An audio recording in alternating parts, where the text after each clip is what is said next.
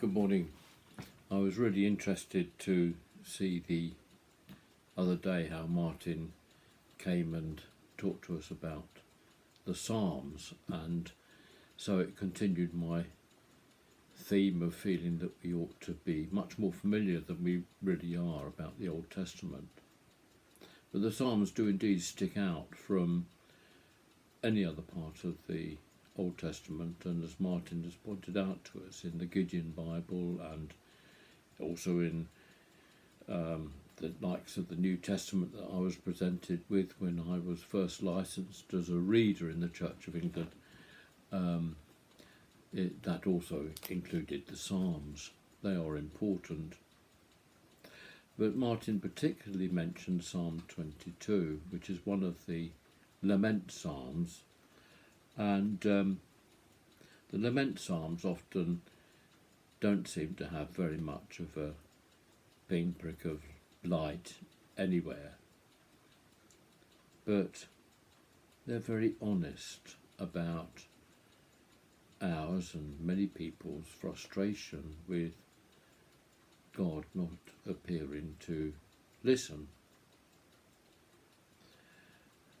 And in Psalm 22, it's only in Psalm 9 and 10 that you get just a little bit of a pinprick of light, which is, "Yet it was you who took me from the womb.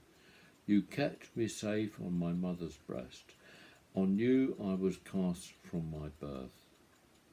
And since my mother bore me, you have been my God." Going back to what I said to you last week about the prophetess Deborah, and also going back to that wonderful story of the prophet Samuel, which follows on from the book of Ruth, another great female prophetess. In the book of Samuel we have a story of a woman, Hannah, who really didn't think very much of herself, to the extent that she appears to have developed an eating disorder. We are told that she didn't eat. We are told that the Lord had closed her womb. Well, that sounds a bit like a superstitious load of rubbish, doesn't it? So where does our biblical interpretation go from there? And then we're told of Eli and his sons who very much failed the test. And then we're told of Samuel and Samuel's calling, his development, his growth, and the way that his mother Hannah gave him to the Lord's service forever. I think it's really interesting the way that the Old Testament deals with women. It's quite interesting actually how the New Testament deals with women too. And it's also quite interesting the way that more modern theologians and historians deal with women in terms of biblical history and other history also. I mentioned last week briefly about the Black Lives Matter movement. It is true that all lives matter.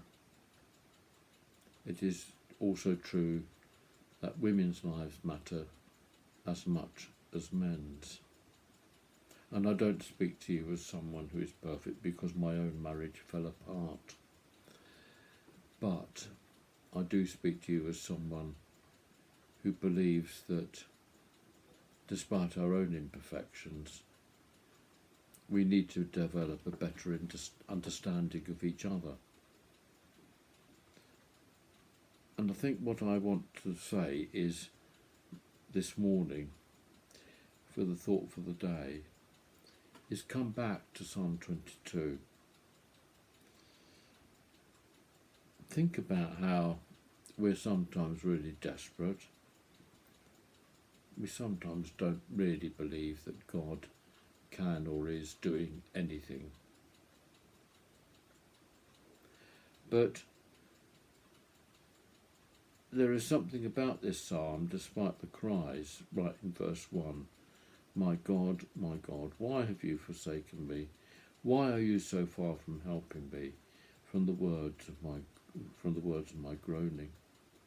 There is something about this psalm that expresses a deep, deep, deep belief in God that will somehow help us. And I believe that's true because I believe that it's through that prayer, that fervent contact, that actually God will shake from us our own prejudices, our own judgmentalism, our own reluctance to accept the fact that we've got to change, the world has got to change, and that God can help us do it. Amen.